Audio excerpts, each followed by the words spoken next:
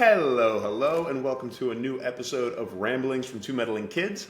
I'm one of your hosts, Edward Hunt, joined by my fellow archaeologist. Oh, God. I do not want a PhD. Mike Cunningham. And you belong in a museum. And we are the Meddling Kids. And today we're going to be reviewing Indiana Jones and the Dial of Destiny. For those of you joining us for the first time, welcome. We like to review movies. For those coming back, hey, it's good to see you again. Let's go over a quick play-by-play. We will not spoil anything in the first 5 to 10 minutes. We're going to give you a spoiler-free review on a scale of 0 to 5 first. Then we'll give you some background, and then we're going to get into a play-by-play of the movie where we will start spoiling things because we're just going to talk about our thoughts during certain scenes and whether they kind of made sense or not. But again, spoiler-free review coming up first. Mike, you ready? Yes. 0 to 5, Indiana Jones. I'm going to be respectful to Harrison Ford. Damn right you are. That man is a hero. Are you his estate now? God, I wish. I'm gonna give this a 3. Okay. You're being really respectful. Really. It's so respectful. Oh, God, I want to give it lower, but it was not as bad as I thought it was going to be. It was a little bit long, which for an adventure film that just means that you're dragging some of this out. Mm-hmm. But I think what they tried to do with this whole putting Indiana Jones, obviously he's aged now, so he's gone on his ventures, right? Mm-hmm. He said at one of them, it's not the years, it's the mileage and stuff like that. So now you're seeing him, it's 20 years since his last adventure in Crystal Skull, so he's in... Okay, yeah, we're counting that. Sure, I was it's longer than 20 years. I know we're counting Crystal Skull. Fair. All right, yeah. But that was a funny thing, and obviously this first scene is in the 40s, and he's 40 years old, and then in the next 20 years, now he's 80. Yeah.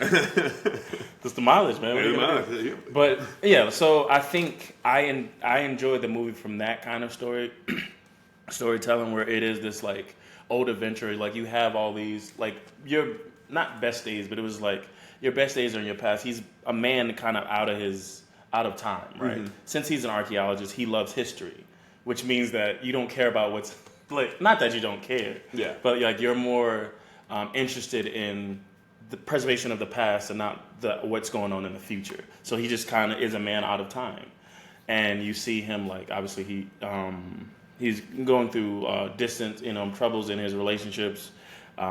He teaches, but the students really don't care anymore. So it's just he just feels out of place. Yeah. So him kind of going on this last adventure, to what he loved to do. Mm-hmm.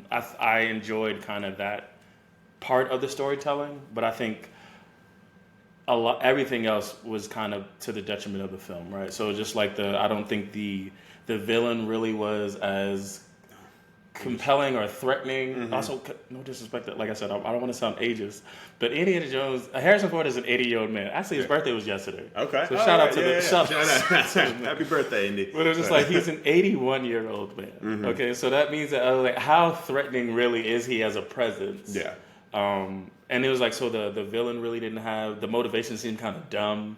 Yeah, and you didn't even learn the motivation to the last. And even that whole last sequence was kind of. That last sequence kind of sucks. I'm getting tired of when it comes to storytelling. Is things happen because of movie and not because of sense. Now, granted, movies are a suspension of disbelief, fine, but it was a lot of it was just oh y'all can't be that stupid. What are we doing here? Type of thing. I think most of the characters had potential. Mm-hmm. I think in the storytelling, especially with seeing how Short Round, Key Kwan or something like that. Yeah. He just won an Oscar, his first Oscar. Yeah. After his resurgence in Hollywood.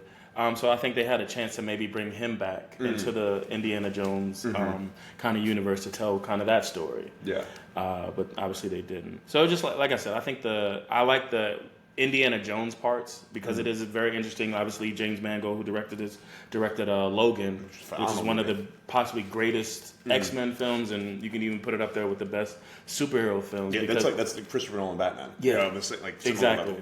Yeah. They finally gave Logan his proper the rating so that you could do something. Yeah. But it was that director is directing this, so it's this two parallel characters, basically two heroes in their golden age, and how they react to being age, especially Logan, because he was like, he's one of those that should never have aged, like, and stuff like that. So it's like, it had potential. I did enjoy that storytelling, but kind of everything else fell through.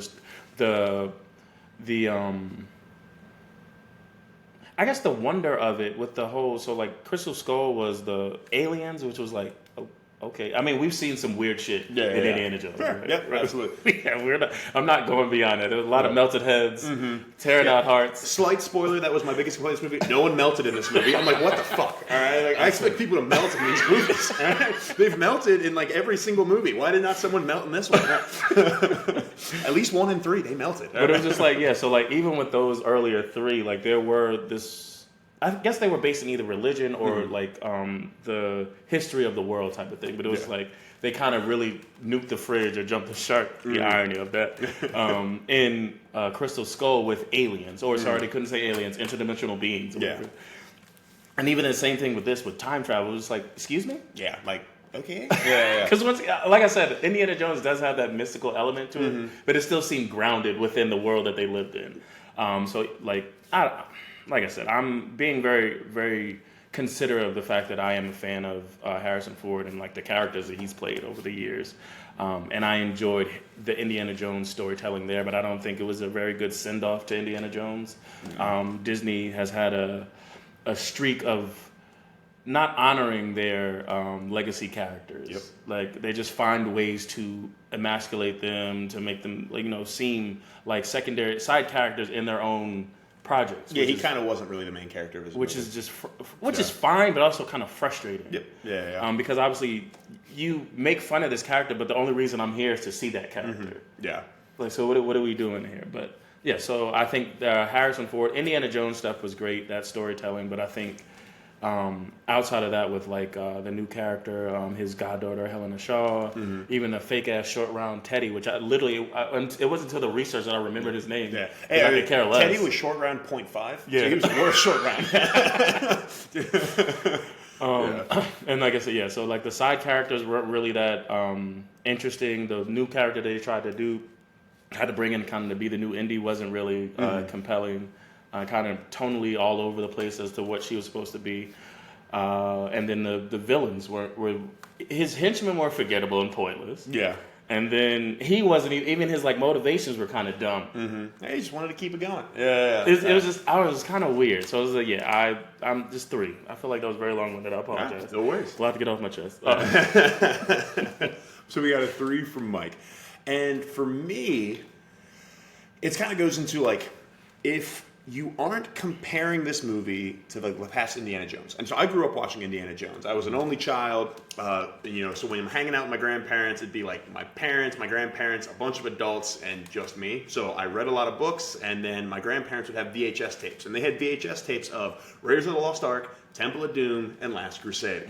And man, I watched those on repeat. I mean, I watched them so many times, and I guess kind of a hot take, but my favorite is Temple of Doom. That's a hot take from all of them. Yeah, but I like the one that scared me the most. But exactly. Yeah, damn right. Like, I like Temple of Doom, but that was like one of the most tonally different ones of the original trilogy. Conversation for another time, not necessarily this movie. But if you compare this Indiana Jones to those 3 movies, and I haven't even seen Crystal Skull because I was like, nah, I'm good. This movie's like a 2.5. Right? And like that, so, but if you look at this movie without trying to think about those past 3 movies and without trying to think about what they've done to this character and like some of the negatives of it, I give it a 3 because there's some entertaining parts for it. You bring in the new character, I know her as Wombat. What's their actual name? Her name is Helena. Helena, but he called her Wombat, so that's why I know her Wombat. Yes, she was kind of tonally all over the place. There were some cool parts of her, and like the whole like badass kind of criminal woman, the kind of thing. That part, but yeah, she wasn't convincing as a criminal badass, but she was convincing as a very the archaeologist side. Yeah, the very much like knowing her history and like the different languages. And like so, she fit that very well, but it was just like. Criminal, it was I don't know. And that's the thing. It's like you don't have to have her be both. She could if she would have just come in there and like she would have been like, sorry, this is kind of getting to spoilers, so I'm going to stop right there. And I'll talk about it later on. So make sure you listen. But yeah, so backtracking a bit, 3, if you look at it from that, it was a little bit long. There's somewhat like too many damn chase sequences because those were like, I guess, the best action sequences. Restricted. It's very restricted in what the capabilities of the actor. Yeah. I mean, Indiana Jones himself, even in the old Indiana Jones, like, I loved seeing, and this is a slight spoiler, I guess, but like the hat punch. Yeah. He did that. That's great. Yeah, put the hat in front of the dude's face, then punch the crap out of him. Hell yeah. How did I see that coming? Yeah. You're not kidding me, this hat. Yeah. I'm like, what? This hat? Why, thank you, psych. Yeah. Sir, I have my own hat. Thank you. Everybody keep their own clothing. No. This is a nice hat. You should really check out the inside. No. But they had some good nods. Like, is that silk? Like, ooh. But yeah, so they had some good nods to everything. But if you compare it, it's not the same. And it is. I mean, I think Harrison Ford himself has even said, like, hey, it's okay to kind of just let this character go. He said that years ago. And I'm sure they offered him a nice big old paycheck. And he's like, all right, well, I'm going to come back. But, like, you can let this character go, and that's okay. Like, it's okay. So, and I'd much rather they did that than continue to make these movies. And I think the problem is, it was just like, with so many properties and IPs, it's just like, is it... within a lot of characters, like when they go to make sequels, it was like, is there more story to tell or is there more money to be made? And sometimes it can be both. Yeah. But oftentimes it is the latter. So it's just like, that's where you get these morally bankrupt stories going further. Obviously, like the earlier Indianas, it was like, yeah, you can tell all the, like, they had stories to tell, but it was just like, you wait, all right, I think it came out, 2011 or something like that? Crystal Skull? 2010, actually maybe 2009, because it said it was like 15 years. Okay, yeah. So it's just like, I don't know how many years since, maybe it was like, 20 or something since the Last Crusade, the Crystal Skull. Yeah. And then you add another 15. Yeah. So it's like, why? What? Because Disney has it and they want to make money. Yeah. It. So it's just like, but if you start there. Yeah, just kidding, Disney. If you ever want to hire me for anything, I did not say that. He said it. All right. If you start please, there. I want to write a Star Wars comic. Please, for the love of God. God damn. If you start there, where's your integrity? Can you be with the damn SAG and WGA? No, I can't. I'm with my buddy Mickey. But yeah, if you start there where it was like there's more money to be made, yeah, then the story really doesn't matter oftentimes. And you see that in the final product. And as a whole, like, I think maybe because of that, like, some people are getting franchised out. I know I have been pretty franchised out with, like, even stuff with Marvel. But, like, with people starting to get a little franchised out, maybe there might be some room for new stuff and a little more acceptance of new things coming in. There's always been room for new stuff. It is the fact that Hollywood is terrified of original content. Yeah. So they lean towards something that's a short shot. Obviously, that's why they lean towards the franchise. Yeah, and it makes sense. In some franchises, it does make sense. Obviously, Star Wars, you can tell multiple mini stories. Yeah. Like in Marvel and like all these different things, there's like so many. James Bond, like whatever it is, like you can tell more stories. But it was just like I said, it goes down to, is there more money to be made or more stories to tell? Yeah. Or can you tell more stories? And with this, so really a long roundabout way of saying, if I'm going to give it like a 2.5 compared to the other Indiana Jones movies, a 3 if I'm trying to watch it by myself, I'm going to cop out and give it a 2.75. Honestly, I was, like I said, I was in my long-winded thing was to justify my no, for sure, in the middle. But honestly, I'm going to bring it down to 2.5. Yeah. If I'm being fully honest. Love Harrison Ford, but yeah, the movie just wasn't it. Yeah. So there you go. I mean, yeah. Did you enjoy? Considering we gave Joyride a 2.5, because I'm trying to figure out a rating.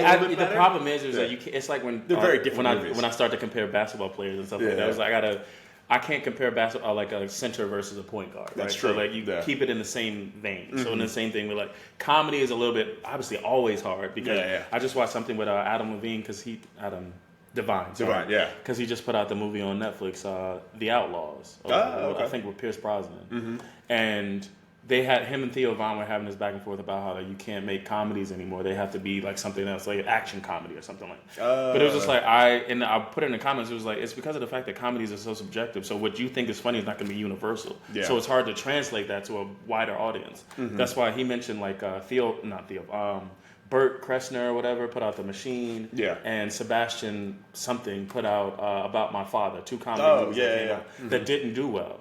But it's because of the fact that it was like, if you're fans of them, those are the only people that liked it. Yeah. Outside of that audience. Then they're like, and it's because of the fact that you're making, like, certain comedies are very specific to a specific audience. And I don't think there's too many comedies that, I mean, outside of like Anchorman, but I feel like a lot of people feel like Anchorman's dumb, or like a Superbad. You know, like that seem like universal. Yeah, if Anchorman got released today, I don't think people would think it was as funny. Yeah. And that's what I'm saying. So it's just like, comedy is very subjective. So it's just like, because of that fact, it limits who's going to actually go see it. You know? So, but anyway. So we got a 2.5 from Mike, 2.75 from me. And yeah, that I might be slightly biased because of my love for the original trilogy. That's what it is. Like, that's one thing I can't say. It was just like, I'm familiar with this character. I've seen all of the movies up to this one. Yeah. But I can't say I had a big love for it. Yeah. I think my reverence for Harrison Ford, and that's why I'm saying I really like that part of the indie storytelling for this one. But it was like, it's not like I had some great love. It was, you can't mess up this character for me type of thing. I do not have that. No, fair, sure. Yeah. So there you have it. So maybe go see it in theaters just because it needs to make a little bit more money. But I know for like DC, for instance, it already got dropped from like the DC theaters. So that's why I had to see it on last Tuesday. Oh, really? Yeah, because it's in Regal. So I have Regal Unlimited. So it's Regal around DC, but Regal and Gallery Place. And they dropped it after Tuesday. I saw Wednesday, Thursday, they didn't have it. So I was like, I need to get in there Tuesday. That's also because we got major releases coming out. Yep, exactly. I think that's the problem with this past summer release. Every week was something. Yeah. So it's just like, it's not enough screens for all this stuff. Yeah. So it makes me feel bad for some of the smaller releases, like Past Lives. Seems like it's really good. Okay. And it's slowly, even like Asteroid City and things like that, some of the smaller releases. They're maybe not making money because there's not enough screens for them to actually. If you're only doing one showing a day or something like that, how are you really making money? And true, and honestly, like I meant to see Asteroid City, and I completely forgot. Too many movies. All right, so let's get into some background of this thing. So obviously, the main character, Mark Hamill, Classic. Thank you.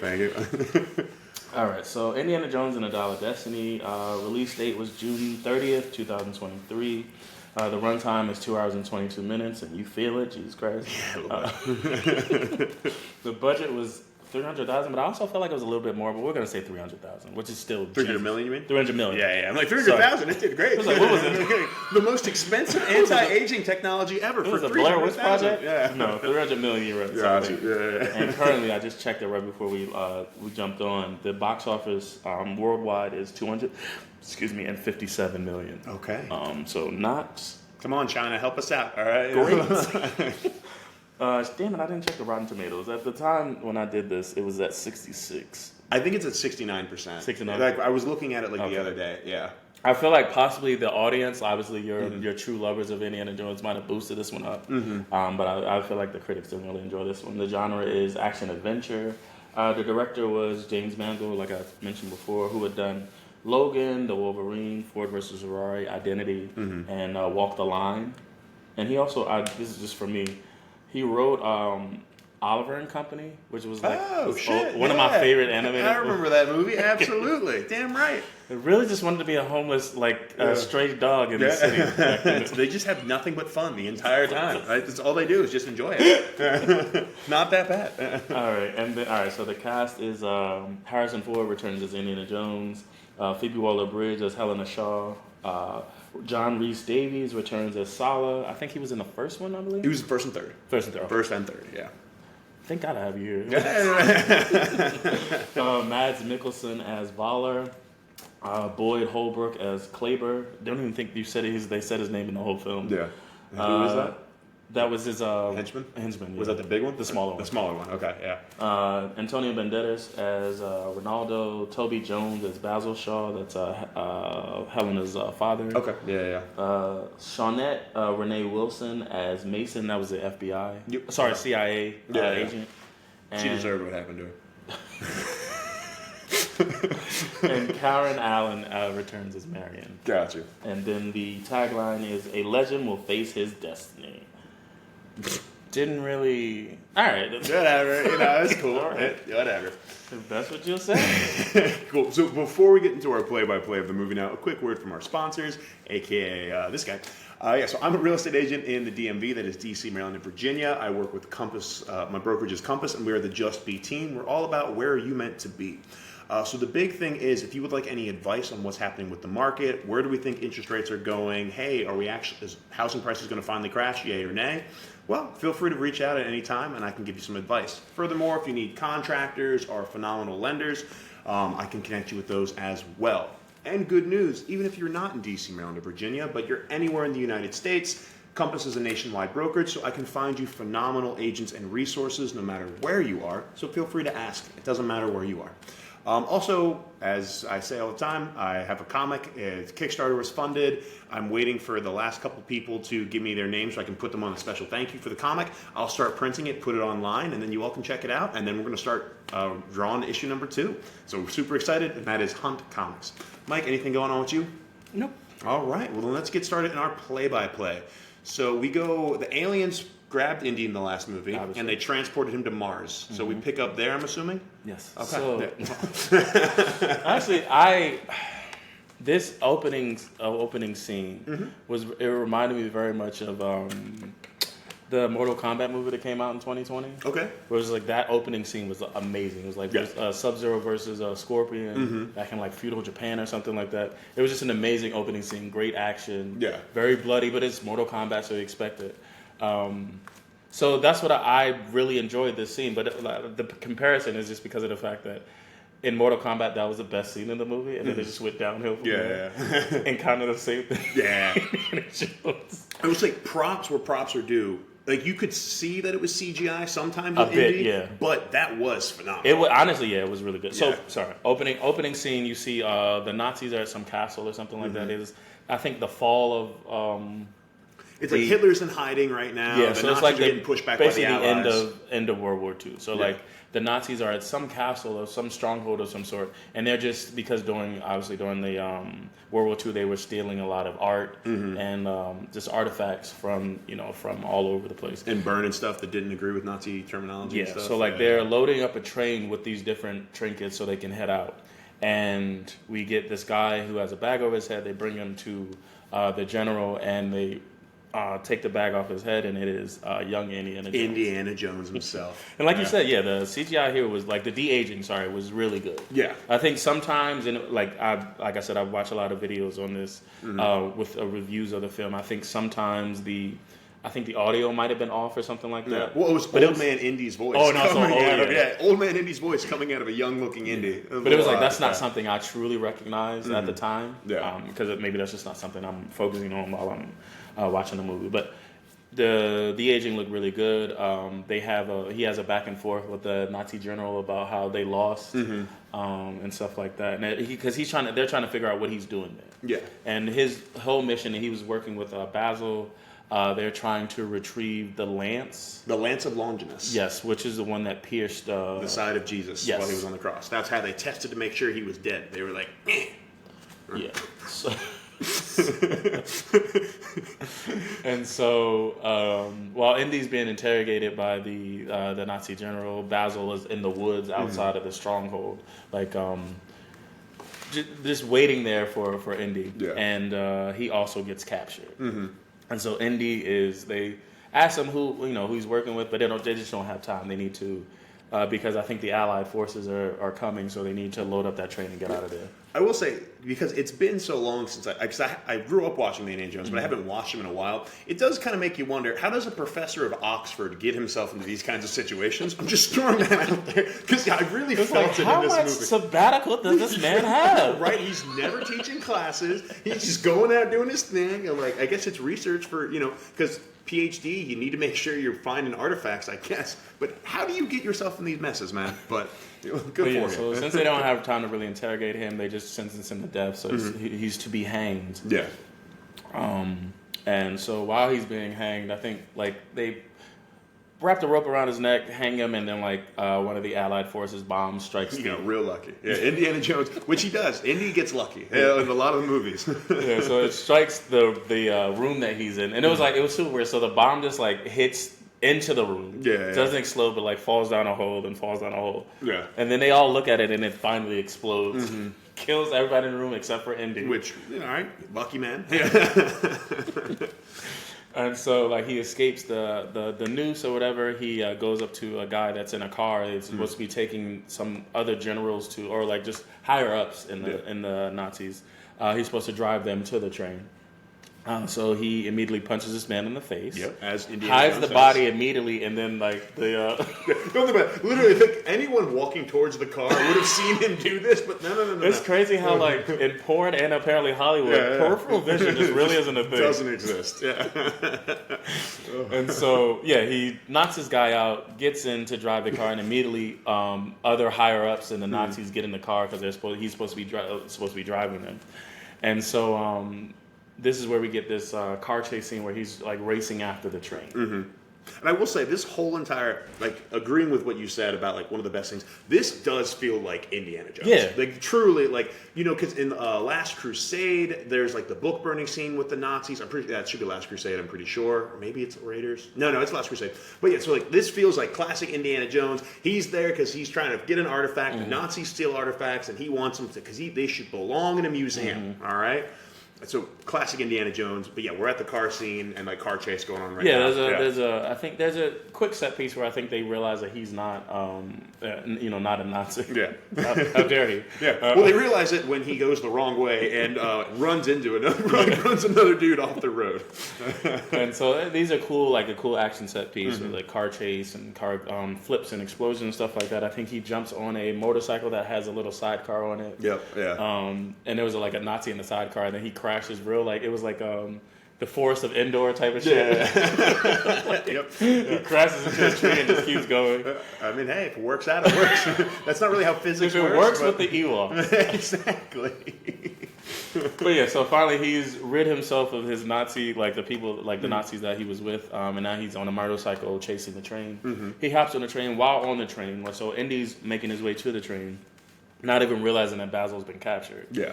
He just thinks he's waiting out in the woods for him, and so Indy's chasing the train. He boards the back of it while this is happening.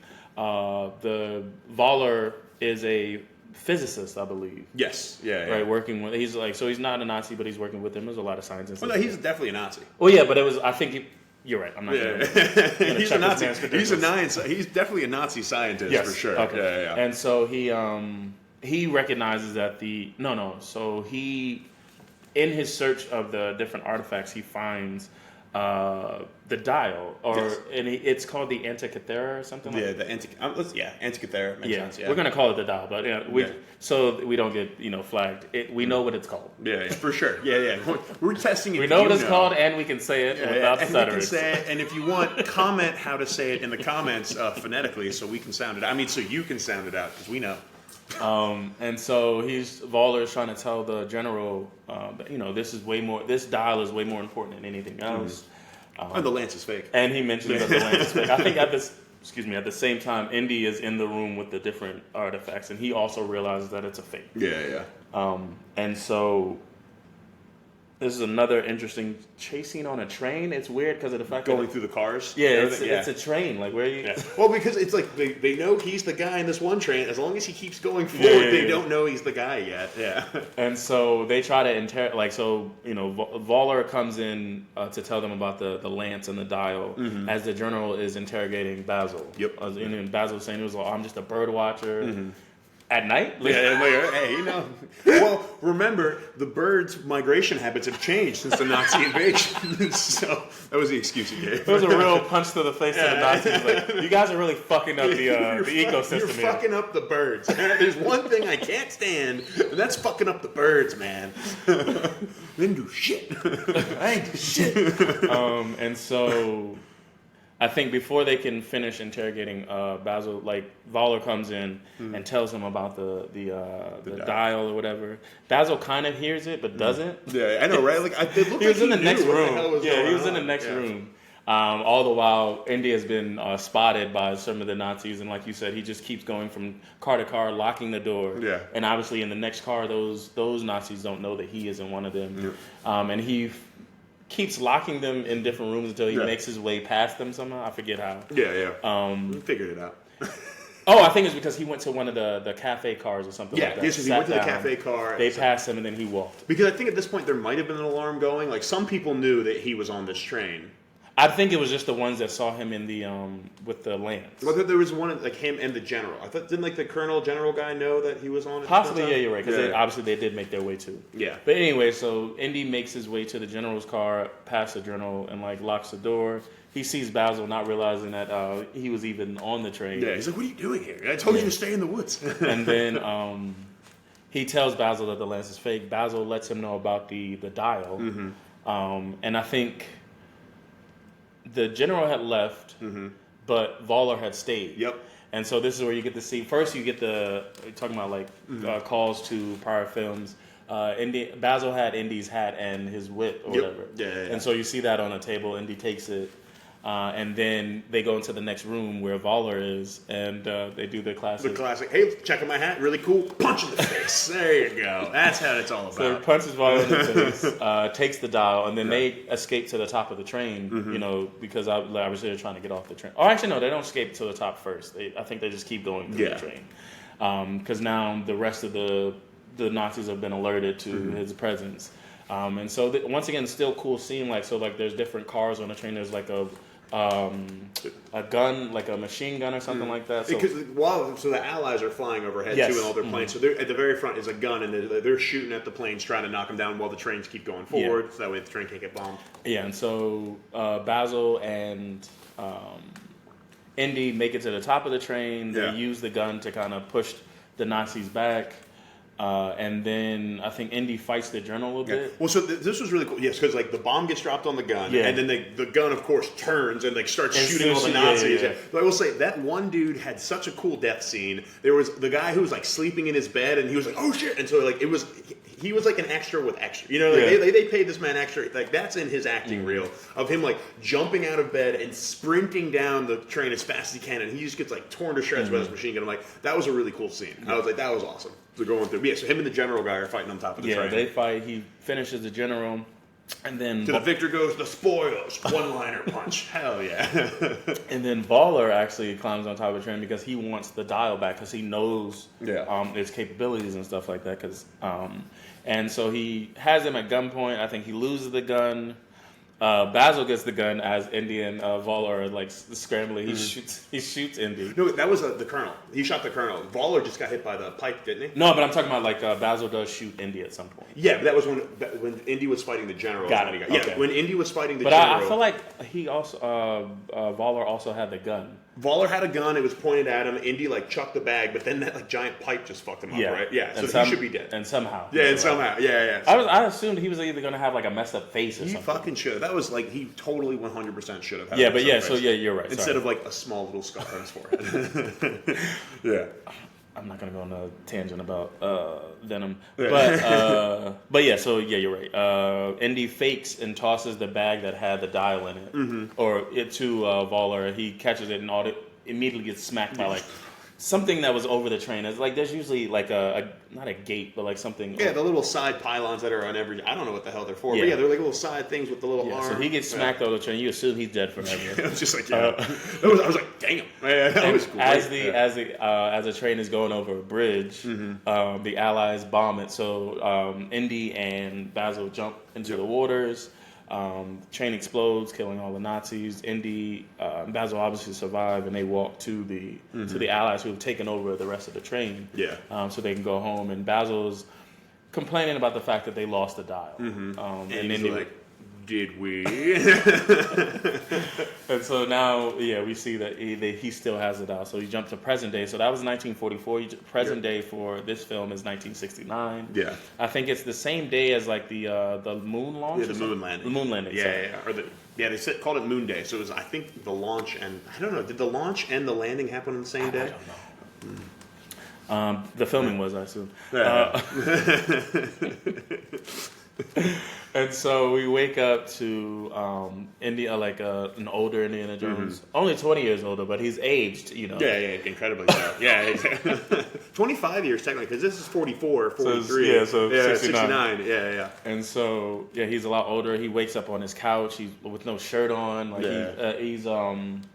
he hears like music from downstairs. He goes down because there's like his neighbors are hippies, like playing music and stuff like that. He's definitely the grumpy old and man. And this is you get this first like sign of like disrespect from, and they basically call him an old man, and it was like, we're not going to turn on our music. Like, fuck you. It's not a work day. Well, they made an agreement on work days. They wouldn't start, but today's not a work day. It was like it's 8 a.m. It's moon day. Yeah. So it's not a work day. It's moon day. And then so he goes back upstairs. He's having whiskey with his coffee, as one does. Yep, for sure. You do see that there's divorce papers for Marion, and then he has like a or separation. Separation. Yeah. And he has her picture on the fridge, and he puts a magnet over her face. Yeah. And he heads to work. Yeah, and like you can see, like, and I think as we continue to go along too. Actually, I'm going to wait for this point. But what you mentioned about like a man out of time, which you really get that, and like it's like slowly. It started with his neighbor, and stuff like that. It's like him not really caring about Moon Day and his reaction to them, and then he goes to, I think he works at Hunter College or something like that. College in New York, And he's teaching the class, and he's doing a lecture about the siege of Syracuse. He was talking about.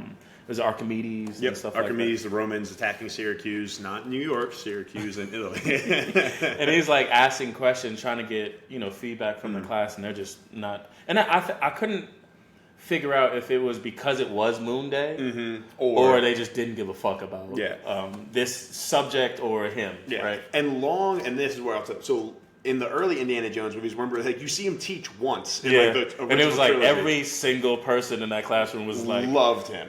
What time are your office hours? Yeah, and you had like the girl who's had like "I love you" on her eyelids. Which I didn't realize it until later, was that they recreated that in the first Transformers movie. Second Transformers movie. Yeah. With Rainn Wilson went on Sam Goes to College. Okay, yeah. I was like, calm it down, Rainn. Love you to death, boy.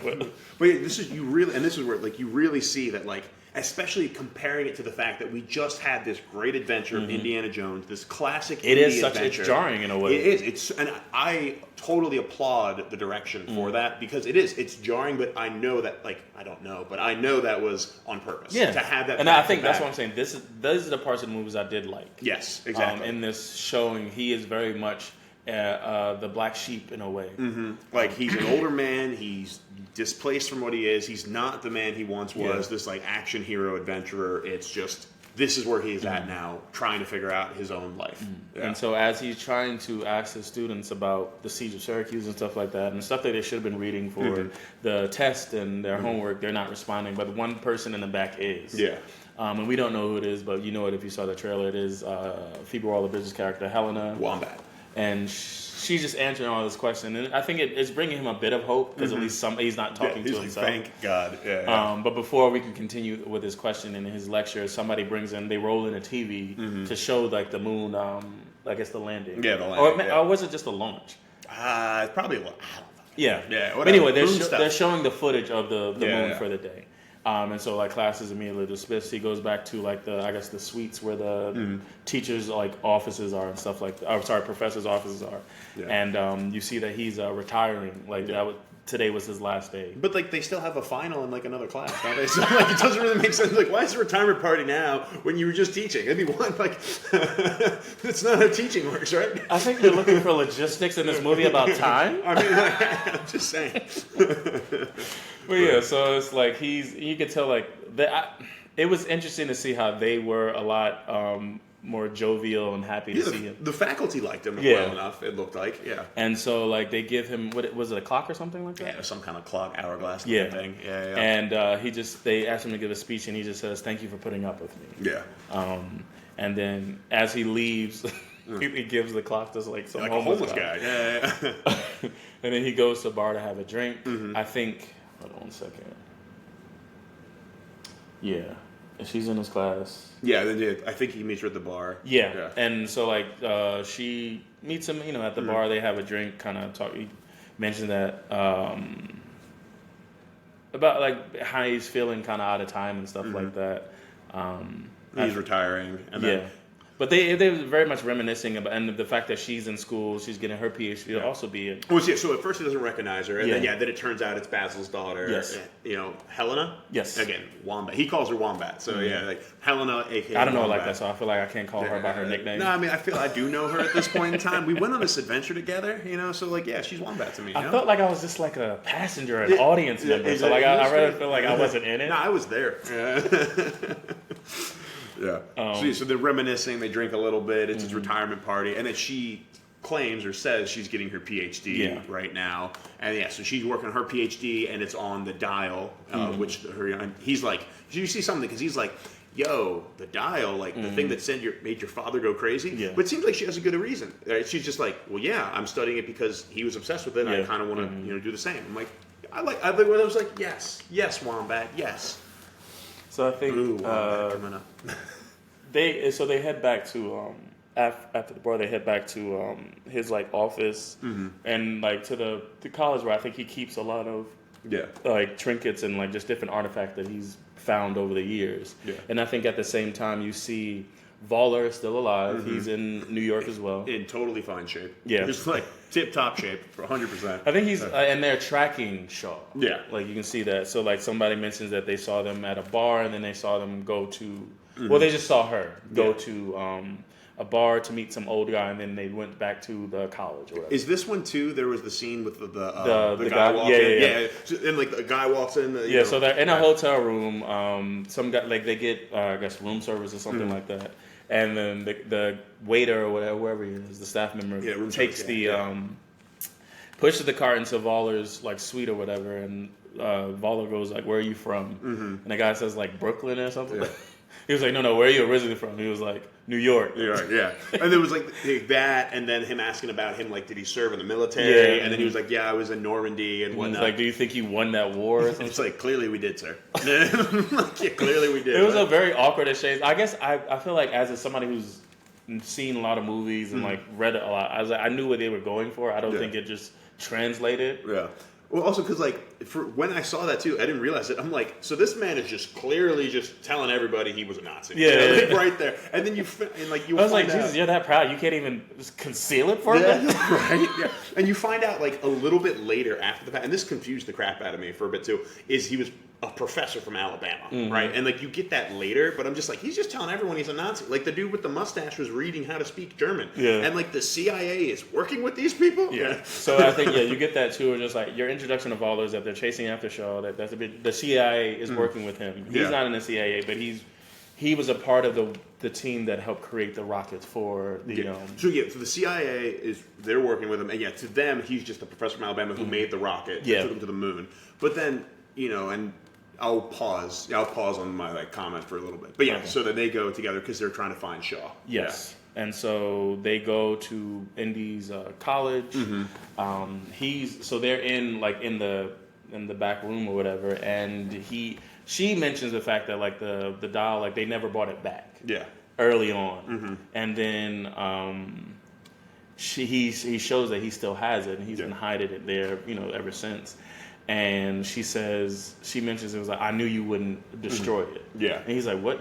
So you do remember? Yeah, and it was because she was very like weird about like her memory of like the last time they saw one another and like just different details about the dial and what happened. Because like the last time Indiana Jones saw her, he got into a kind of like there was this weird blow up with Basil because Basil was going crazy about the dial. Yeah. So Indy took it from him, and so he kept. And we get that. We get that a flashback a little bit later. So basically, she's very picky about the details of the last time she had saw him and the dial.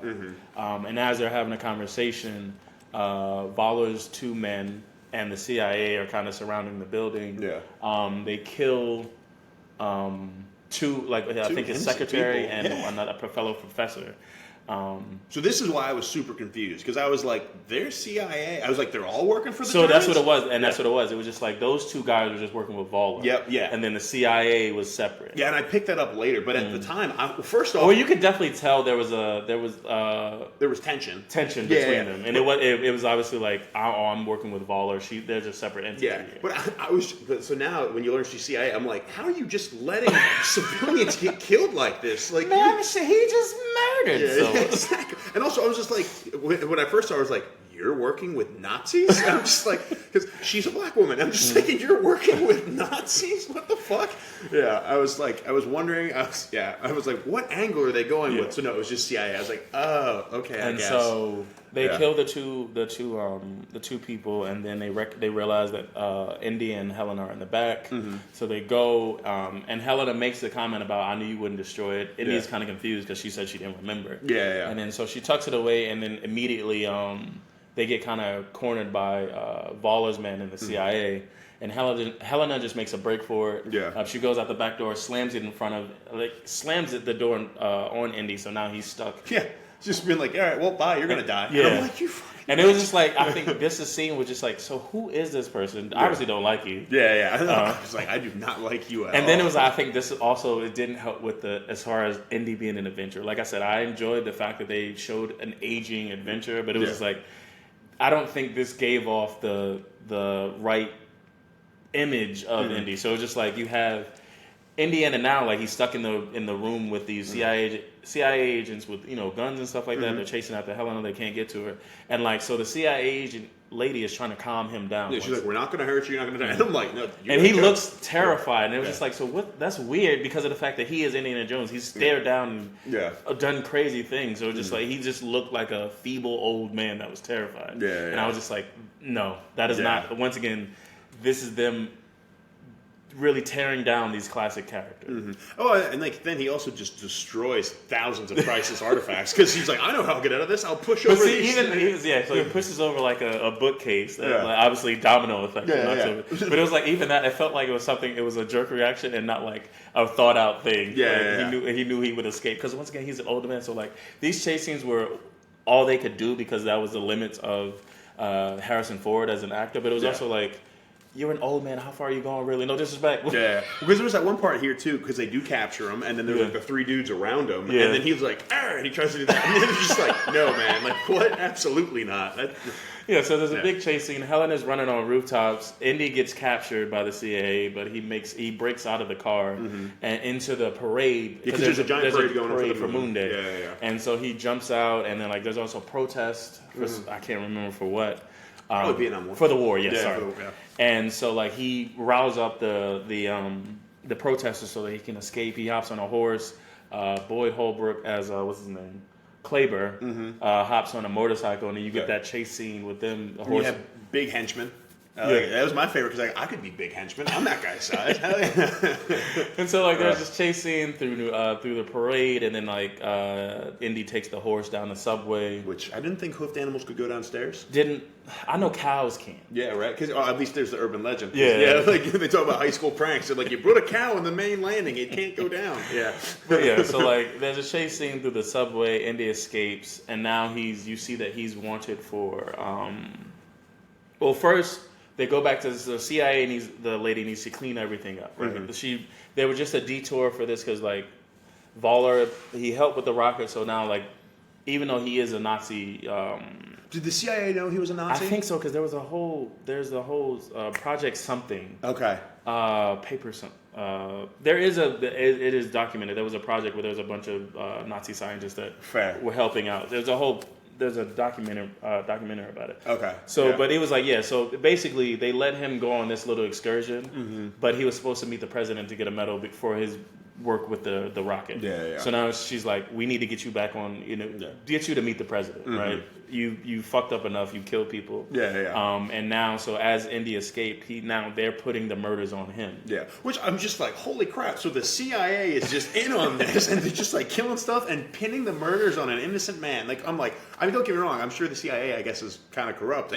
It comes out full force here of like, wow, the American government is just, bad American government. Normally in a movie like this, you just don't really see the American government be that bad. But no, they're bad in this movie. And so, so now Indy has, he's got these murders on him. He calls up Sala. Yeah. Well, because I guess we also learned that Wombat is like sells art. Like, she like sells. I think that's from Sala. Oh, is that from Sala? Yeah. Okay, got you. Yeah. And so Sala tells him that, through his connections, he's living in New York as well with his family. Yeah. And he tells him that through his connections, he found out that Helena she traveled to Tangier to sell off. Like she sells like artifacts, stolen artifacts. Yeah, on the black market. And she did a prison sentence like a year in Tangier in prison for. So it was like you see kind of this like obviously she was faking it the whole time with Indy, and it was like bits and pieces of it was coming out as she was telling the story. But like now you see the whole thing from Salah's debrief. Yeah. He's able to get him a ticket on a plane to Tangier because he just wants to dial back. Yeah. Or whatever, and then. You do get this thing where like Salah says that he misses adventure or something like that. And he was like, "Let me come with you," and he was like, "No." He was like, "Okay, all right, sounds good. No, absolutely. I could use one more adventure." Nope. All right, I tried. Damn it. Maybe next time, buddy. All right. I think that does help because there's so many moments in movies where just like you have the useless friend that tags along, and it's just either like in Shang-Chi, it was Awkwafina's character. It was just like it was like the audience insert so they could talk. To her, so the audience knew what was going on, but she was for the most part useless. Yeah, and there was so often where it was just like, "I'm coming with you," and the hero says no, and then they're like, "You can't stop me." And it was just like, well, at least in this movie, it was like, no, that makes sense. Cool. Yeah, that's fair. I got a wife and kids and grandkids. That makes sense. You're right. I have things to lose. Yeah, good point, Indy. Good point. And so even though Indy is wanted at this point, he's still able to make it on a plane. Yeah. And I think, is this where you get the flashback? Yeah, when he's like looking at his reflection. Yeah, so this is where you get the flashback the last time, and you mentioned it earlier, but real quick. Indy goes to the house because Helena had called him. This is years ago. She was like maybe 12 or something like that. And you see Basil is just like in his office with a bunch of notes, trying to figure out like the dial, or whatever. And Indiana Jones is like calms him down. He says, "We need to destroy it." And obviously, Indiana Jones doesn't want to ever destroy an artifact. It belongs in a museum. 4 times I've said it. How many times? I was gonna say it's like the pitch meeting for Black Adam. He was like, "How are we gonna know that he's not a regular hero? He's gonna say it constantly. He's gonna let you know." Yeah. And so Indy says, "You can't destroy it. I'll take it." And then Basil says, "You have to promise me that you're going to destroy it." And then he says goodbye to Helena, and then he leaves. Yeah. And then that's the whole flashback. And then so they get to Tangiers, I think. It is cool. Like then there's like a parallel because Indy's looking in like a window and sees his reflection, and then Helena's looking in a window and sees her reflection at the end of that flashback too. So are they having the same flashback? Flashbackception? You know what I mean? Like this is where the spaghetti meets, and then this intersection point. And so they land in Tangiers or whatever. What happens? Oh, he goes to the hotel, and he sees that Helena is having this auction for the dial. Yeah. And this is where you meet Teddy. Short round. Oh, Teddy. Sorry. Yeah, basically. You meet Short Round at home. All right. Yeah. We have Short Round at home. It's Teddy. Yeah. So you meet Teddy, and he's like, he wants to be a pilot, so he has like a setup at a table. And then, like, the pilot is kind of, like, telling him, like, the drunk pilot. Yeah. The drunk pilot is telling this foreshadowing. Yeah, this drunk pilot's being like, "Hey, kid, you want to learn how to fly? Well, this is what you do." And he's like, "Well, now what do I do?" With a bunch of, like, stupid levers he made himself. I'm like, okay. Yeah, but he's also, like, her bodyguard and stuff like that. Yeah. He's like, Indy tries to go into the auction room or whatever. And he tries to stop him, but he slips past. Yeah. Helena's in the middle of the auction, and Indy stops it and says, she stole it. It belongs in a museum. Yeah. Sorry, do a shot every time I say this belongs in a museum. Catch up. I said it 5 times now. What happened? And then also at the same time, Waller and his men show up. How did he get there? I don't know. Do not know. All right, cool. Science. But then we have that scene from the trailer. Well, both of these are in the trailer where it's just like, I think Helena was supposed to find the dial for Shaw, but she decided. Sorry, Helena was supposed to find the dial for Waller, but she decided to sell it instead. Well, I think it was like they offered her money or something, and she was like, "Nah, I'm good." And then because I think it was, or she realized she was more valuable, so she could get more money for it. Yeah, well, because I think even before it was like from a timeline perspective, they probably found her because they knew like her dad had connections with it. So they were like, "Hey, we'll pay you money if you get this for us." And she's like, "No, I'm good." No, but then she went and got it herself, which is why Waller and her men were traveling and finding her. And then she got it and then wants to sell it in the art auction. I'm making all of this up, but that's what makes sense in my head. I really thought they hired her to find it. That's why she was running. No, I think it's because she said no. Because she even tells him that she said no to their offer at another time. Oh, okay. Yeah. She's like, I told you it wasn't enough or something like that. Okay. Yeah. So, that's the connection between Voller and Shaw. And then, so... Tenuous at best, but yes. Then Indy has a classic scene where, like, he cracks the whip at the table. Yeah. And then, like, immediately everybody pulls a gun. Yeah. And you're like, yes, quite. And then, for some reason, they shoot where he was and not where he is, so he still lives. Yeah, well, he's the main character. Because the movie has to happen. Exactly. And so, like, there's a chase scene where, like, Voller, like, Indy has the dial, and then Teddy has it, and it's going back and forth. And then, to top it off, were you about to say this, of, like, the mafia head of this is after Voller gets it, and he escapes. Yeah. And now Indy and Helena escape out of the back of the hotel or whatever. And as they're at the car, I think, do cops come first? Cops come first because they get called because she's a criminal. Yeah. And they know. Yeah, so the cops come and she tells them to shoot Indy for some reason. God, I do not like. There's a lot of this where I'm not a fan of her. Yeah. She's just like trying to kill her godfather and everything. I'm like, damn. Yeah. So the cops come first, and then they mentioned that she was like not allowed in Tangiers because she got mixed up with the mafia. Yeah. And so then you get her. I think the guy, like, she married the guy, then disappeared. I think they were engaged. It was the head of the mafia, the son, dad. His son is in love with her. They were engaged or something, but then she probably used that to steal crap from him and sell it. So then this is where you get the chase scene where they're chasing after Voller while the mafia son is chasing after them. So that makes a lot of sense because when you said chase scene, I was thinking this chase scene. I forgot about the third. Yeah, there was a whole scuffle in the actual hotel. So at this point, this movie's like an hour in. Four chase scenes. Yeah, this is the fourth chase, and we enter. That is all it is. Like, that's how they move the plot. How we're gonna move it? Chasing. Tom Cruise run through. Yeah, exactly. And so you get this chase scene. They're in a fucking, I don't know what it is, but basically a scooter. Yeah, Vespa type of thing. Yeah. And everybody else is in actual cars, but somehow and it's weird because of the fact that it's not like it's in, and we'll talk about Mission Impossible soon. Yeah. But it's not like it is like Rome or something like that, where like you have these broad streets. Mm-hmm. Like it's fucking Tangier, so like it's alleyways. A lot and of stuff alleyways like that. stuff. Yeah. And I think that's what. That's why it helps on a motorcycle. They can get down the small highway. But it was just like I think because it's so quick and stuff like that, you don't know where you are. No. It's like even like in Crystal Skull when they had the chase scene through the jungle, and then you had Spider-Man through the jungle. Obviously, you didn't see it. No, that's it. Yeah. He's basically Spider-Man through in the jungle on Pines. Yeah. But it was just like since it is the jungle, it was like you don't know where you are, where everybody is in proximity to everybody else. So it's like you don't know the true stakes of it. Fair. Yeah. And I think that's what this movie was because it was like they kept losing them somehow and then catching up. It was like I don't. Yeah. Also, too, it was like they're like, oh, you don't know. Teddy was like, let me drive. Yeah. And he was like, oh no, I know Tangier because apparently this man does. Because he could literally go like this crisscross applesauce and boom, he's on top of Voller again. Mm-hmm. Then he gets away. Oh, let me take these like 3 side streets, make a left, and on top again. I'm like, I don't think that's how streets work. But apparently Indiana Jones knows Tangier very well. But yeah, so they lose Voller eventually. And so he heads back with the CIA he's on a plane. I think they're heading back to Alabama or something like that. Yeah. But I think when I was reading the, either the Wikipedia or watching the video, they were saying that the way the CIA lady was talking, they were going to kill him. I don't know about that. But whatever. So the Indy or whatever, they lose Voller. He has the dial now, but they realize that it's only half because we just did that with Transformers. You're fucking crazy. Yeah. Can you stop splitting these goddamn artifacts? No. Artifacts are always split. Everyone knows this. Same for Mission Impossible. It's split. There's fair enough. Yeah, man. Everything's split. Yeah, there's nothing in a whole piece ever. So finding that's what's annoying. Like finding the artifact is like, oh, you think this is the end, dumbass?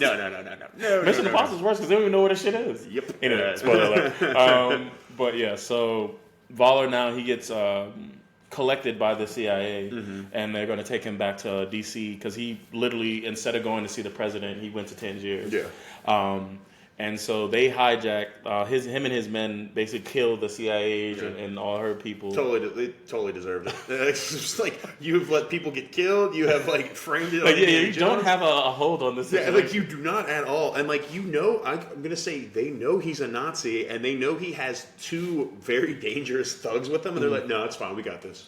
Let me look out the window. Hey, look, take off. I'm like, come on. But yeah, so they had to, so they killed the CIA agent and steal the plane so they could head to, I think, Greece. Yeah. And at the same time, Indy and Helena realized that the dial was only one half. Mm-hmm. They need to find this tablet. Yep.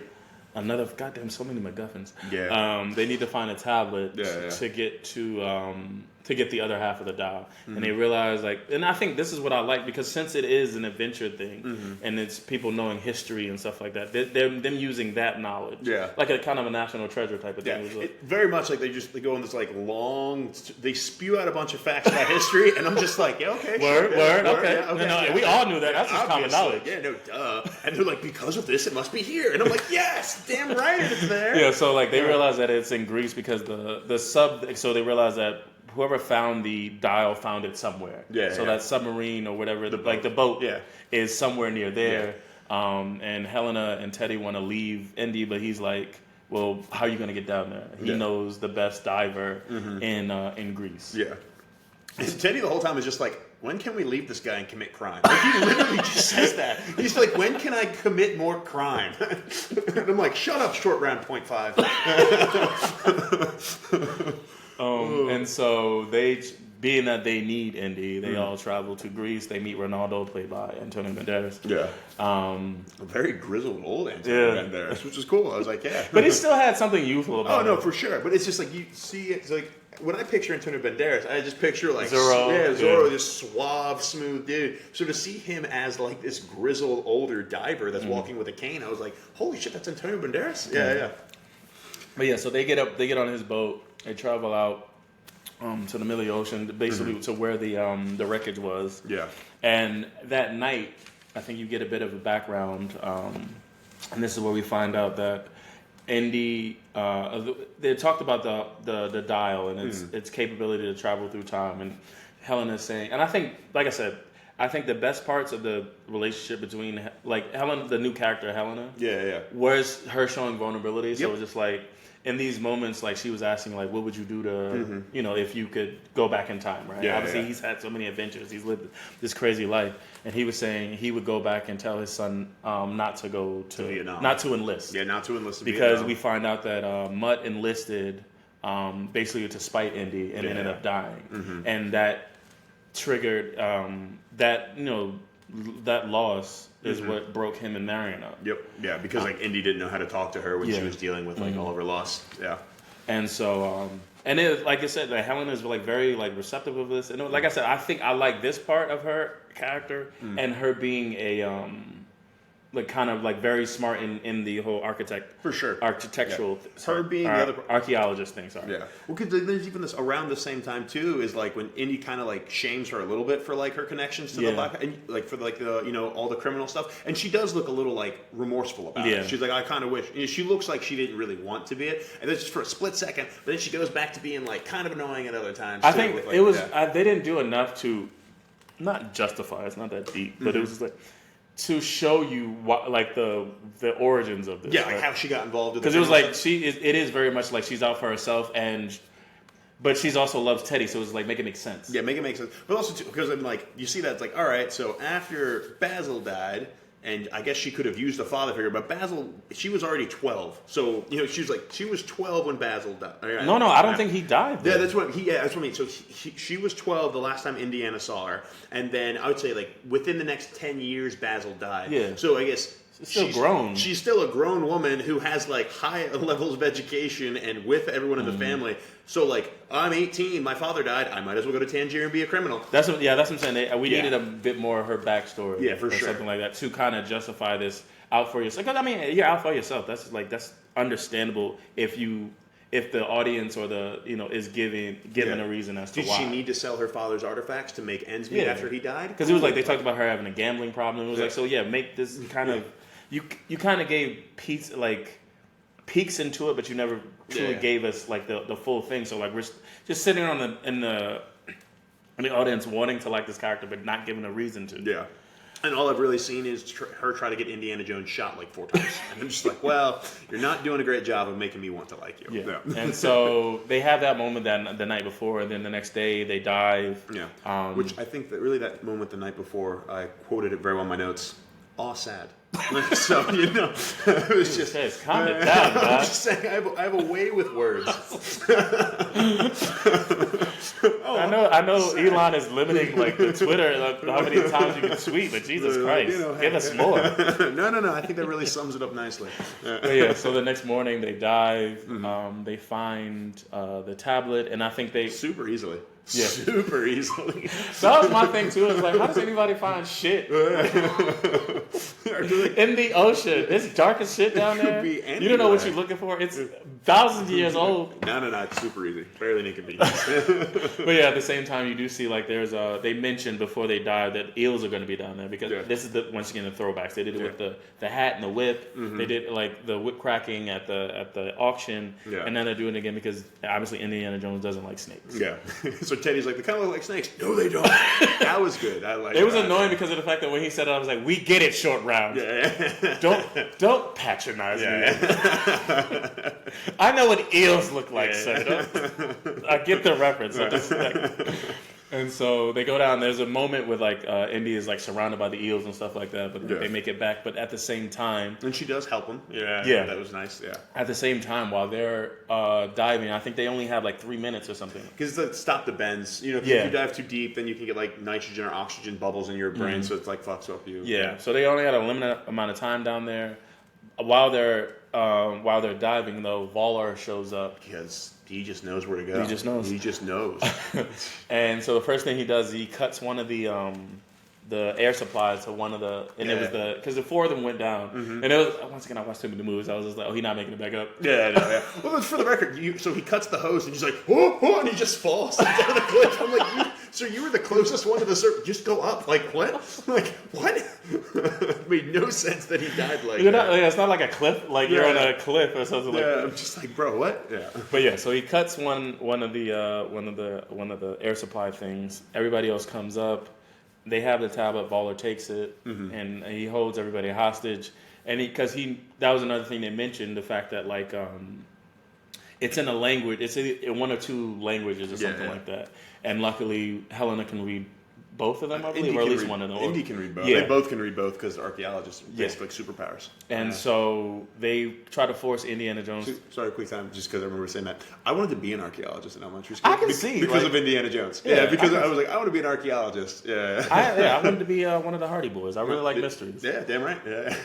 That's your career, Hardy Boy. Hardy Boy. I'm a professional Hardy Boy.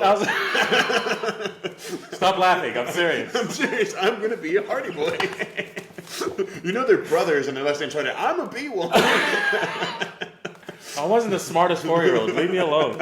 Jesus. You were 10. Yeah, that was last year. Pandemic really shifted careers. But what happens?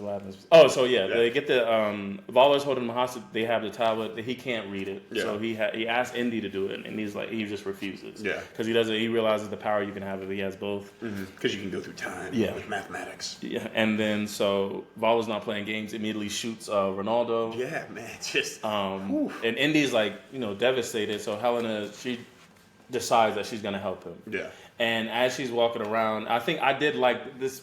Her cunning and stuff like that in this moment. Sure. But like, so she could have lied though too. She could have. Would have helped. Yeah. But so she's reading it, and as she's reading it, she's like quizzing them and stuff like that. She's translating what it means, but she's also like distracting them. So she gets a stick of dynamite, and then she also hands, I think, Indy a lighter or something like that. A cigarette, right? No. Yes. Yeah, a lit cigarette. Yeah. So that he can light it, and they use that dynamite as a distraction, and then they escape. Yes, after she told them exactly. After she finished translating. Yeah, which granted though there was like later there was like the wrong translation. Yeah. And so they escaped to Voller's boat, and I think they since they had killed all of the people on Ronaldo's boat, I think he was the only one that could really Or it would have taken them time to get the boat started. Oh, yeah, well, that also, the dynamite blew up. Yes. So, like, there was the fact that boat just did not sink, I was like, why is this boat not sinking? Dynamite just blew up in it. Like, what? And so, Indy, Helena, and Teddy drive off on Vala's boat. Now they know where they're supposed to be going. I think they're going back to... Well, so they said based on that, but then remember they like melt that because then there's like a wax tablet and that tells them where to really go. Yes. Yeah. And of course, Voller finds out because he binoculars. Yeah, he's literally just watches where they go. And he's like, they're not going east. And then we talked about this earlier, but it was just like the fact that like Helena's like not realizing the consequences of her actions. Mm-hmm. So it was just like she's super excited at the fact that like she was able to help them escape. But Indy's like, my friend, like not even just his friend, but like the entire crew of the boat died. Right? Like literally because of all of this, so many people died. Yeah. And like you're way too excited. And like it was what I was telling Mike, when I saw that scene, she was acting all excited. Literally, I was just like, everyone's dead. Why are you so happy? And then Indy said it. And I was like, thank you, Indy. Like, Jesus. Yeah. So it's like you've been somewhere before. Yeah. So they go to Sicily. And immediately Teddy gets captured for some reason. Yeah. And then so they go. Because Teddy wants to do crime, so he pickpockets people. Yeah. And then, of course, Voller just magically winds up right there again, so he gets grabbed. Yeah. So Teddy gets captured. Indy sees it, but they're like, we don't have time to get him back. Yeah. So they head up to like some site. Yeah. The cave, the echoey caves of Echo. Mm-hmm. And so this, I think, once again, this is the national treasure of it is the like Da Vinci Code and stuff like that, like using these different clues. Yeah, that was cool. That was great. That's classic Indiana Jones. Yeah, so like here's this. And so like they go into the caves. They realize it was like the you need to go to a place where the echoes are the loudest, and then they're able to use another clue to open a door. Yep. And then they find their way. Oh, before they had like this narrow tunnel or whatever. And there's a bunch of insects and stuff like that that crawl on them. Classic with Temple of Doom. Yeah. And that's like the only adventure he really talks about most of this movie is his Temple of Doom. He's like, I drank the blood of Kali, blah, blah. And I'm just like, he's just quoting Temple of Doom, which was cool. That's my favorite Indiana Jones. But he didn't say anything about like the Ark or like the Covenant or anything like that. Yeah. So there's a point. Yeah, so they go through this narrow passage where like there's a bunch of insects, obviously a reference to the prior films, and then there's a part where they're climbing something, and Helena mentions that he mentions what's taking him so long, and he's old, and I think this gets back to him showing how weathered he is. Yeah, like he didn't even want to go on the adventure, which is kind of annoying. I probably couldn't climb a cliff face like that now. So yeah, the fact this man is 60 something. But it was just like it is mentioning that the wear and tear of his life. Yeah. And so they make it into Archimedes' tomb. Well, there's a methane gas trap, right? Yeah, there's the methane. So there's another fun trap, like the methane gas trap, whatever that they figure out, which is a fun way because they displace the water. The water goes in, so the gas stops, and then it goes down. Got it. And then we find Waller and his men are now following them at this point. So they are also following with Teddy. Yeah. And so they find Archimedes' tomb. And the first thing they notice is that he has a watch on. Yes. Or something like that. But he was like, that they wouldn't be invented for X amount of time. So I think this, immediately I'm just thinking, especially when it comes to time travel, it is that like, you met John, right? My homeboy John. Well, worked with him. He talked about like, when it comes to time travel, it was just like, when you go back, is it because you were always supposed to go back, or is it just like, do you create spaghetti? Like spaghetti. Yeah. Is it the spaghetti, or because you're supposed to go back? So it was like immediately I was like, they're gonna go back in time, like they're gonna see Archimedes and stuff like that. It was kind of inkling towards that. Yeah. Because at some point in time, it might be a little bit later, but you see who owns that watch. Yes. Yeah, you see the watch. Yeah. And so. I think while Voller's following them as well, this is probably when Teddy escapes too. Yes. Right? So there's like this bridge going on, and Teddy drowns a man. Which is I guess it was cool, but it was like so what happens is Teddy gets handcuffed to the big bodyguard. So I took that personally because I would be the big bodyguard thug, and like that's my character. Well, I would just be some waiter being made fun of. Well, I mean, fair. I would get more parts. That's fair. Yes, I like that. I'm the same size as that dude. I'm like, fuck, I can be that guy. But so Teddy's handcuffed to this guy. He's the guy puts the key in his back pocket though. Teddy's obviously a pickpocket. We've seen it. He stole like Ronaldo's lighter and Indy's something earlier. He steals shit. Yeah. And so he steals the key, and then he pushes them into a water because they're walking over a bridge. Yeah, and the bridge like breaks a little bit because the dude's huge. And so they fall into the water, which is weird though because of the fact that like Teddy mentioned that he couldn't swim. Yep. That's why he didn't want to dive. Yep. So it's just like, how did you think this was going to go? Yeah. You jumping into this water. Well, because remember, Ronaldo said before, he's like, it's easy to swim. You just like push and kick or something. Yeah. You know, like clutch and kick or clutch and kick. So yeah, I mean, it was a cool escape scene. So what happens is like they fall into the water. They're getting pushed through it. Teddy finds this like gate or something like that. So he goes through the gate. The big man can't fit. Yeah. But he's still connected to the man. So he's stolen the key. He undoes the handcuffs and handcuffs them to this gate. So now the big man. It's a grate. Grate. Yeah. So now he's just trapped underwater. You telling me that big man can't rip that grate out? That's a rusty old grate. Big man could have. I could have turned that grate out. He could have torn it out of the wall. And so he's escaped the big guy or whatever, and then he makes it to the surface, and he does the push and kick thing. Yeah, he's like push kick. Yeah. So I mean, what a terrible way to fucking die. Yeah. For the record, just handcuffed to a fucking grate underwater. Oh, man. But yeah, so while that's happening with Voller and his men. They're basically following Helena and Indy. Yeah. You see that they get to the tomb. They find the watch, which is weird to them. They open the tomb and they find the second half of the dial. Yeah. But immediately, Voller's there. Yeah. And so they get into a bit of a shootout. Indy gets shot, and then like he just tells Helena to run, but she's like, say less, because she's been doing it the whole fucking movie anyway. Yeah, exactly. She's been trying to get him shot so she could run away for the entire film. Yeah. And then so she finds, I think Teddy helps them. Teddy like returns, he drops down to stop, I think, Helena from getting shot. And then Helena and Teddy escape. Yeah.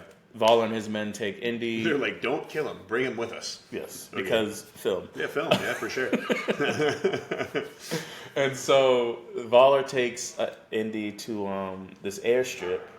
He completes the dial, and he goes on his whole monologue. Dude, I had no idea how this dial works. Yeah. Right? So I think the dial just told them the location of where to fissure or something. Yeah. So the dial tells them a location of a fissure they can go to take them back to time. Right. It doesn't actually do anything else. So so that's the problem. So Voller's understanding was that you could travel through time. Yes. The dial located the fissures that would send you through time. Yeah. So that was the whole mathematics of it, because obviously Archimedes a mathematician. Yeah.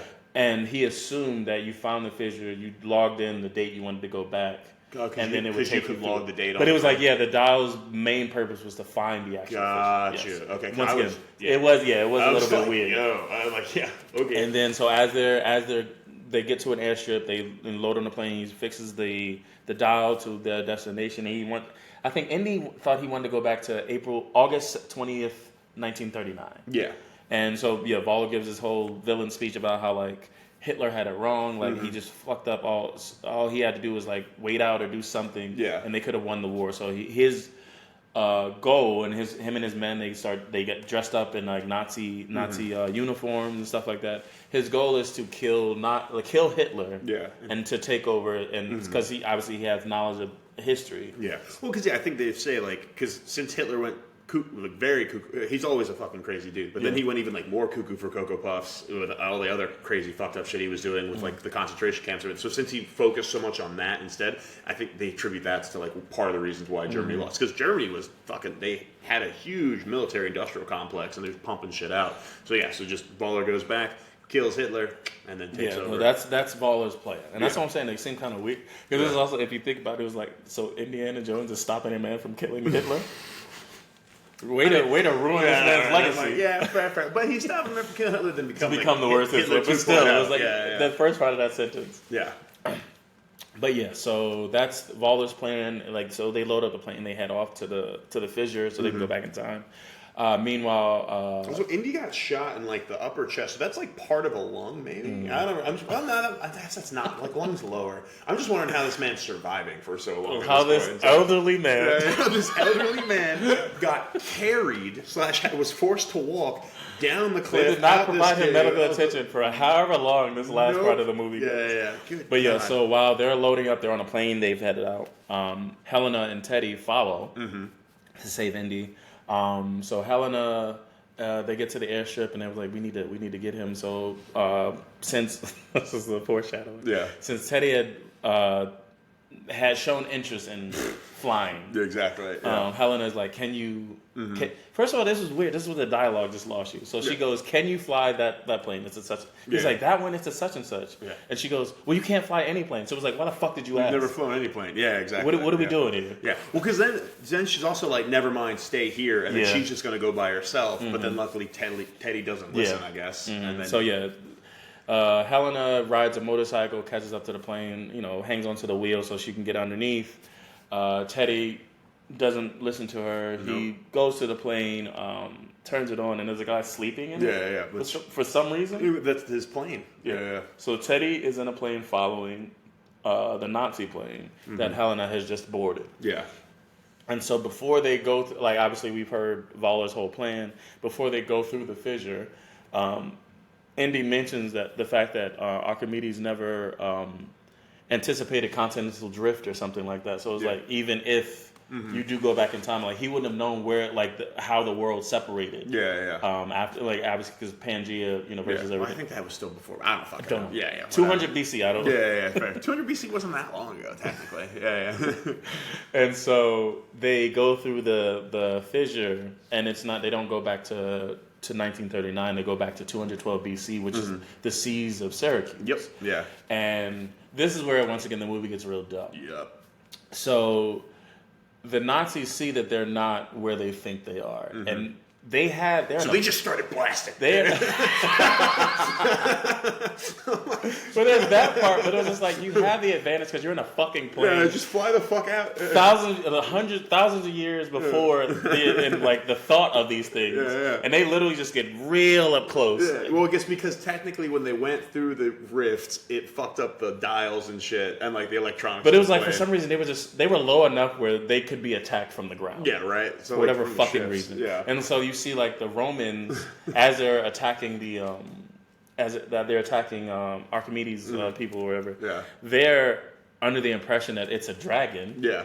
And then that the Archimedes has summoned the dragon to stop them or whatever. So they try to shoot it down. Yeah. And Archimedes also think it's a dragon. Yeah. So I think they're shooting at him too or something. Yeah. So everybody's shooting. You see Kleber or whatever. They're firing at the ships below. Yeah. And then the pilot gets taken out because they fly low enough where seeing these giant fucking arrows crash with the plane was cool as shit. It wasn't cool as shit, but it didn't make sense. No, but it was cool as shit. Yeah.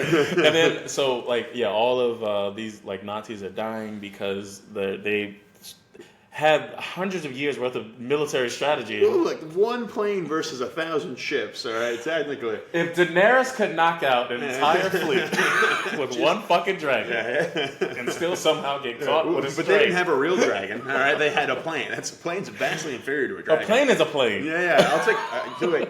I got a dragon, you got a plane. Let's see who wins, all right? Head to head, let's go. I just love the wealth we have to have these things. For sure. That's not even my first dragon. This is my starter dragon? Exactly, whatever. But goddamn, back to the film. So the Nazis are shooting at the Romans because they're being attacked. So they're getting killed. Helena makes her way up into the plane. Yeah. And she gets rid of the remaining Nazis. And her and Indy jump out as the pilots are killed and the plane crashes anyway.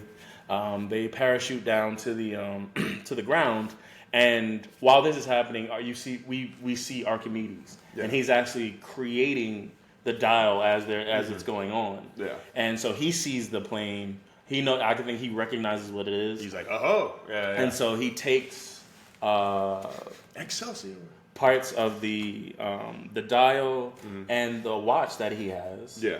And he goes... Well, he doesn't have a watch at this point. He does. Does he? Yeah. And so he goes to them or whatever, and it was this is where you realize the point of the dial. Well, I thought this is when he goes to Indy after the crash. Yeah. Well, he has the watch because he takes it from Waller. That's Waller's watch. Okay. Yeah. Sorry. Yeah, I just know he had it when he. Yeah. So he went there. Yeah. When he approached them. Yeah. So what happened? When the Waller crashed, then there was the one Roman guy who tried to kill Indy and whatever. He died because he got shot by an arrow. And Archimedes is there, but Archimedes explored the dragon corpse and found the watch. Got it. Okay. There. So that was Waller's watch, because after seeing the watch on his wrist, sorry, I totally forgot to mention this. Then when we see Waller soon after, we oh shit, that's the same watch. Yeah. Okay. So now, Indy, Archimedes, face to face. And so this is where you get the fact that this is where it's breaking down. It was breaking down kind of hard. dumb. It was but breaking basically, down hard here. Archimedes created a dial not to travel through time, but he was losing his city in the siege. Yep. So he was hoping that somebody in the future would come back to help. Yes. So the dial only goes back to this point in time in order to maybe change the trajectory of history. And it kind of did. Like the Romans kind of started running away or some shit like that too. Is that how the Battle of Syracuse actually ended? I have no idea. I wasn't in Indy's lecture. Damn it. Nobody was answering. I didn't do the reading. Fuck. Stupid. Now I'm going to fail the final. And so this is Helena's like, because they have the dial with them, obviously, but she was like, you need to complete the dial. We can't just give it to you. But he gives them Vala's watch back. And then Indy mentions the fact that, like, then this is we get Teddy landing. It was like, we got to go because the rift is closing. Rift is closing. Indy's bleeding out. Yeah. You know, there's a lot of things. There's a lot of reasons they got to go right now. And Indy's like, I just want to die here. Like, and this is what I think it speaks to what we were saying earlier. It was like he's a man out of his time. He loves history. This is like one of his favorite periods in history. Yeah, he mentioned that during his lecture. So it's just like he would rather die here than to go back because he has nothing. He's lost Mutt. He's lost Marion. Yeah. He's not a adventurer anymore. He's retired. So it's like he truly feels like he doesn't have anything. Yeah. Helena doesn't want to hear it, and then like so she just. So apologizes and punches him in the face. Punches him in the face. Quite the knockout punch. Quite the knockout punch. Because not believable, but no. I mean, well, where does Indy wake up? Back in present day in his bed. So, and like this was, I think other videos have made fun of this, but I had this exact same thought where I was just like, so you're telling me she knocked him out, got him on a plane, flew through There's the rift, nothing worse than in a movie Italy. where you said, so you're telling me. Yeah, so you're telling me. Because they would have gone, they were back in Italy. So then they had to go from Italy to New York, cart him from wherever to his bed so he'd wake up. From that I was going to say, how do you, Weekends at Bernie this? Yeah, I know, right? No, like, absolutely not. Yeah. Anyway, but the movie was like, disbelief. Yeah, the movie was like, it's been going on for 2.5 hours. We need to wrap this up. We need to wrap this up. Once again, I'm tired of stories, like things happen in a movie because and not because it makes sense to the plot. Yeah. But yeah, so anyway, she knocks him out in 212 BC. He wakes up in his bed. Apparently he's not wanted for murder anymore. Yeah, like all that's cleared up. Presidential pardon. And he wakes up, he goes to the kitchen or whatever, and Helena's in there, and they have a conversation. Basically, and I think this goes back to her vulnerability and her likability as a character, where she's like, he's like, well, why did you bring me back? I have nothing. And she was like, you do have a reason to be here, basically. And in the door, you see Sala coming in. He's telling a story. He has his kids with Teddy. Or grandkids, I think. Grandkids, grandkids, yeah. He has his grandkids, and Teddy is telling a story basically about, some of his prior adventures with Indy. And then you also see Marion come in. Yep. And so they have an exchange because to his knowledge, they're still going to be separated. Yeah. And I think this is what confused me because I was like, did she change the course of history? Right. I think she called him. It was very like, what's going on? Well, she said she called her, so she was like, all right, well, I called Marion, and then I told her you were back. And then Marion's like, is it true, Indy? Are you back? I'm like, where the fuck he go? Like, I get you're, like, obviously. Also, it hasn't been a smooth, like, 48 to 72 hours. Yeah, that's right. So, and I 100%, I get the intricacies and hardships of a relationship. I hope to never know what it's like to lose a child. However, are you saying he disappeared after the child lost him? Because we only heard Indy's side that like he couldn't console her after that. So maybe that's what she meant. I did not like that line. I didn't like that. It was just weird because he was like he was confused as to what's happening, and I feel like I was confused. And I was like, I don't know. You can't cut the Black Soprano style. Yeah, and then be like, all right, here we go. Like, exactly. They were trying to put a nice little bow on the movie as an ending, and it flubbed it. And it was kind of cute. So I mean, once again, because of the chemistry between both just Indy and Marion and then Harrison Ford and what's her name? Sorry, you get some old people tonguing each Karen other Allen. Yeah, they just tongue each other down. So they have a moment, and then like so Helena and them was like, let's go get ice cream to leave them alone since they haven't seen each other in a while. And so they harken back to one of the earlier films where he was like, where does it hurt? Yeah, and then like that was really cute. Yeah, and it was like really so it was like they start kissing different different body parts, and then they kind of body parts. Then they reconcile. Indy kissed her weenus, everybody. All right, calm down. Well, that's a weenus. That's your elbow. The weenus is an elbow. Everyone knows that. Powering through. Gotcha! Jokes, baby, jokes. And so as Helena, Teddy, Sala, and his grandkids, they go out for ice cream. I think she looks back up at the apartment, and on the balcony is Indy's hat. Yeah. And then it kind of cuts the black. Because he grabs it. So was that in the post credits or the? They're credits. So it was the hat, and I think you saw him reach and grab it. And then okay. It closed. I was immediately trying to be out of this. Yeah. And then movie end. Yeah. And then end of the film. End of the film. So that is Indiana Jones and the Dial of Destiny, everybody. Thank you so much for listening. At the end of all of our episodes, we always like to do a quick review. Did our initial reviews change? Mike, you gave it a 2.5. Did that change? I stand by it because I mean it's already changed. I started at 3 because I was being nice, but yeah, so 2.5. Yeah. Like I said, I think I enjoyed the Indy story in this, but it was like they kind of fumbled it at the end because they kind of made him be a passenger. So he's like they took away his agency to make those decisions, right? For and sure, stuff like that. So and it was just like kind of just weird that last interaction as to why Marion was there. Yeah. So yeah, but like 2.5. I think it had potential in the storytelling. The action set pieces, the best one was in the beginning. Mm-hmm. Everything else was kind of just like it was just chases. Yeah, I just realized that it was literally just chases. Lots of car chases. Few face punches, but it was just chases. Yep. Yeah. It was a chase to exposition to a chase. To a chase. Yeah. And I will say, yeah. So 2.5 for Mike. I'm sticking with my 2.75 because again, like the opening was great.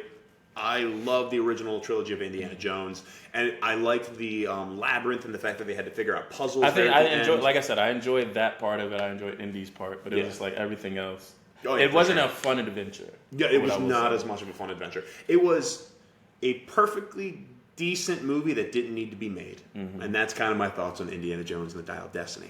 But again, thank you so much for listening, everybody. If you would like to reach out to us, you can find us at 2Meddling Kids on Twitter and Instagram. If you'd like to email us, it's 2MEddlingKids@gmail.com. Mike, how can they reach you? On Instagram at Days from Legendary. Perfect. And if you'd like to reach me, I am at EdHunt77 on Twitter and Instagram. And my comic is hunt.comics, or my comic page, hunt.comics on Instagram. You can find me there. But until next time, everybody, we'll be back with a new movie next week. Catch you. Bye.